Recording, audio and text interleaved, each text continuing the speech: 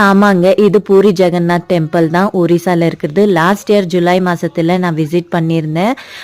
Feeling blessed. அங்க பார்க்கவே ரொம்ப விசேஷமா இருக்கும். இதோடைய டெம்பிள் ஸ்டோரி கேட்டிங்கன்னா இன்னும் அற்புதமா இருக்கும்.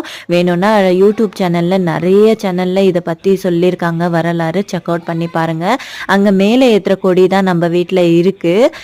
இது வந்து காத்து பார்த்தீங்கன்னா எதிர் திசையில் அடிச்சா ஆப்போசிட் டைரக்ஷன்ல தான் பறக்கும் அப்படின்னு சொல்லி ஒரு ஐதீகம். டெய்லி சாயங்காலம் ஆனா அந்த கொடி மாத்திடுவாங்க. அவ்வளோ ஹைட்ல ஏறி அதுக்குன்னே நல்ல ஃபெசிலிட்டிஸ் எல்லாமே பண்ணியிருக்காங்க. இதை பார்த்தீங்கன்னாலே தெரியும். இந்த ஃபிளாக் பார்த்தீங்கன்னா ஒரு 5.5 மீட்டர் கிட்ட இருக்கு.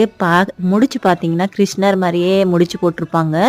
ஃபீலிங் பிளஸ்டு தான் சொல்லுவேன். இவர் எங்க வீட்டுக்கு வரப்போ இந்த கிருஷ்ண ஜென்மாஷ்டமிக்கு எடுத்து பார்க்கலாம் அப்படின்னு சொல்லி எப்பவுமே பூஜை அறை கிளீன் பண்ணும்போது அதையும் சுத்தப்படுத்தி நீட்டா பூஜை எல்லாம் செஞ்சு ஆராதனை காட்டுவேன்.